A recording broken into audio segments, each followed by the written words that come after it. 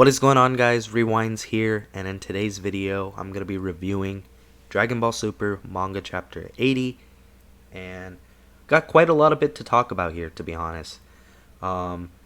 This chapter as a whole, I did like it. I'll let you know, obviously, throughout this review how much, but firstly, I want to point out something. As some of you may have noticed, I have been using background images now for my reviews and stuff of that sort, rather than having a notepad. So I have seen that people have preferred this format a lot more, and it's better to have like a visual anyway in the background relating to whatever I'm talking about, rather than just an open notepad. But when it comes to these manga reviews, I unfortunately can't use images from the manga in the background because these manga companies are very picky with copyright, so I don't want to risk getting that because it's happened to me before.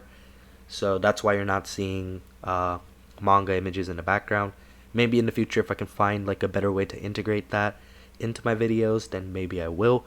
But for now, this is usually how it's going to look in the background. But anyway, let's talk about what happened in this chapter. So, starting off the chapter, just a little detail, I saw Minato was healing Vegeta, which I thought was cool in case Vegeta had to get involved in a battle again really soon. Maybe I thought at the moment that it was a little bit of foreshadowing, but little detail, but important nonetheless. Something I want to point out is as Gas vs. Granola 2, or Part 2 as this chapter is called, continues on. There's some amazing art here. There's a lot of cool panels. Gas uses I-beams, Granola uses some pretty stealthy rock attacks on Gas, and just a lot of amazing panels. And I honestly can't wait to see all of this animated because it is going to look really good, I think, especially if they put on a pretty good animation team for it. I think it's going to be one of the best looking fights in the arc. I honestly can't wait because in the manga, they've been going pretty all out. I know some people have complaints with the story, but nobody can really deny that art-wise, that Toyotaro has been on top of his game this arc, and especially this fight. So props to him for that. As the battle continues, Granola decides to use a clone attack on Gas, and although it is effective at first, Gas figures out the weakness that when you split, your power also splits. So there's some amazing panels of Gas going around and destroying these Granola clones. And there's one shot in particular, it's a full page panel where Gas kind of just shoots beams out of all his fingers, and it pierces through all of Granola's clones. And that is an amazing shot. The only time I think I've ever seen that in Dragon Ball otherwise is in the Dragon Ball Super anime, that one episode where Frieza was fighting those Universe 9 guys that were sent to sabotage Universe 7's team. And that's the only time I think I've seen that in Dragon Ball otherwise. But cool shot nonetheless, can't wait to see it. But what happens here is Granola kind of used these clones as like a sacrificial move, because this caused Gas to let his guard down, and that's when Granola struck with this big energy attack with 2 fingers. I believed he had it charged up, and that sent Gas absolutely flying through rocks, and he was hurt really bad after that. It seemed like Granola had won. He knew that the fight wasn't over, but it seemed like he had the upper hand now. But as a result, Granola was also pretty banged up too, because he took all the damage apparently that his clones took. So, overall from the fight, so I think that was like the first, I'd say 15 to 20-ish pages if I'm remembering right. And then what happens is that Oil and Maki rush over to Gas, and Alec shows up there too. Now the big twist that we have over here is that Gas gets his instincts released. And One of the things I will say that I really, really liked about this chapter is that we got to see more of the Heater's two characters. Um, Sorry guys, recording got cut off, but to continue what I was saying, the Heater's characters were outlined pretty well in this chapter. We got a little bit more about their species as a whole, and on top of that, we kind of know how Alec is. We've been able to foreshadow that for a bit, but we've been getting more about Oil and Maki too, and through this we learn that Oil and Maki are concerned about Gas getting his instincts released, while Alec thinks that if Gas does this, he can control this. It's pretty much like an awakening of their true power, but normally what happens is anytime a Heater, I'm assuming that's the name of the race, I'm guessing, uh, anytime one of the Heaters would get their instincts awakened, what would happen is that they would lose control, but as a result, they would get power. And something I thought was nice in this chapter that they mentioned was that Maki said that all of them have this instinct thing, but in particular, we saw it happen with Gas, of course, because the wish was made for Gas. So Gas transforms into a berserk type of state, and Monaito actually recognized this form, and I thought that was a nice little detail for him to mention because he was around during the Bardock fight. As Monaito is now talking to Vegeta and Goku, Granola is fighting off Gas, and what's happening is Granola is getting beat pretty bad now because obviously he has more power. Gas has more power that is being unleashed now, so Granola, who's already pretty beaten up from the first round of this fight, isn't really standing much of a chance. So Vegeta asked Monaito how Bardock won against Gas in this type of state to begin with. Like, Vegeta was really shocked that Bardock was capable of this, and to be honest, I'm sure a lot of us are too, but this kind of shows us how weak Gas must have been back then, because Bardock, it seemed like, was beating him in his regular state beforehand, and then when this power came, he still managed to beat Gas somehow. So that is very interesting, and I hope that they show a full flashback for that sometime.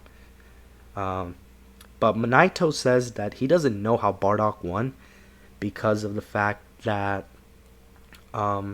he was unconscious during that part of the battle. So of course, maybe there's like a big weakness or something that they're saving for later, but they don't want to reveal it yet. So this is a good way of getting Monaito to say that he wasn't awake to see it.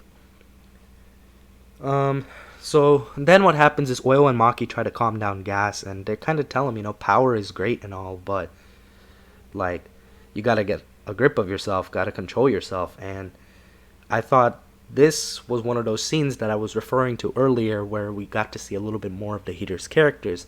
They at least seem to care about each other or have like a little bit of a moral side, I guess you can say, because they want to take over the universe in their own way, right, and run the world with money and whatnot, but this shows that at the same time they're not trying to necessarily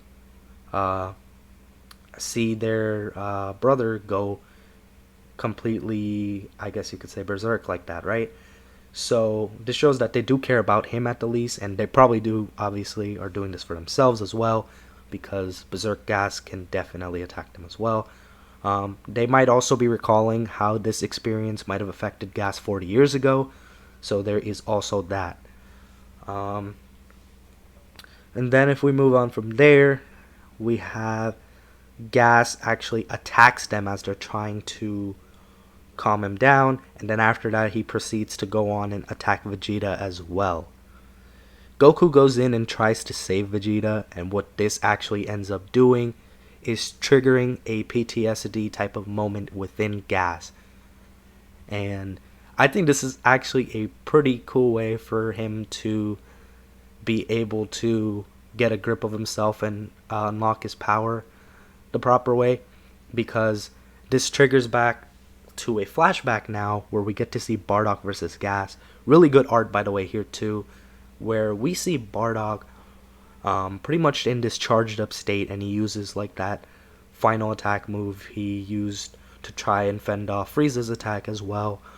So he tried using his finishing move, and Gas is pretty scared of that because he sees Goku's face as Bardock's face.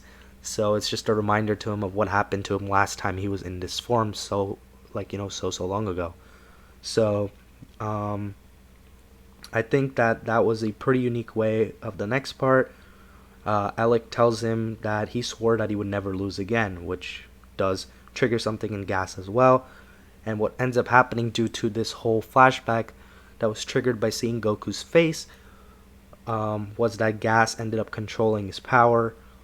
And that was pretty much the last panel of the chapter. The last page. And Alec tells him to destroy all of those that stand in his way.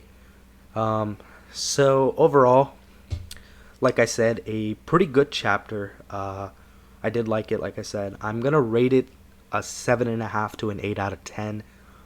Pretty good to a borderline great chapter. It was better than what I thought it was going to be, because last month was pretty much just action, and after I saw the title being Gas versus Granola Part 2, I figured this fight would conclude, but I didn't think we were going to get this much more plot happening this chapter, and I'm kind of glad we did, because it made it a much better chapter than what I thought it was going to be. There wasn't really anything I necessarily hated this chapter or wanted to complain about. I do know some people were a little iffy. Not too many, but I saw a few people on Twitter were a little iffy on his form because all it did was really add horns to him. So I guess people were expecting like a crazier transformation. But to be honest, I wasn't really expecting that, and I already like Gas's design to begin with, so I don't have a problem with it. And on top of that, I do believe that regardless of what people think of his design, which again I think is more positive than negative, I think what'll really determine how people feel about his character is going to be how he performs with this new awakened power of his. So I'm wondering if next chapter they're all just going to go and Goku, Vegeta, and Granola, I wonder if they're just going to get beat up pretty much next chapter, or if we're going to get something like a twist happening. But we'll find out. I'll be sure to cover more Dragon Ball Super manga content as it comes out, but that's going to be it for this review. Be sure to leave a like if you guys enjoyed, subscribe to my channel if you guys are new. Hope you guys have a good day or night. I'm Rewinds.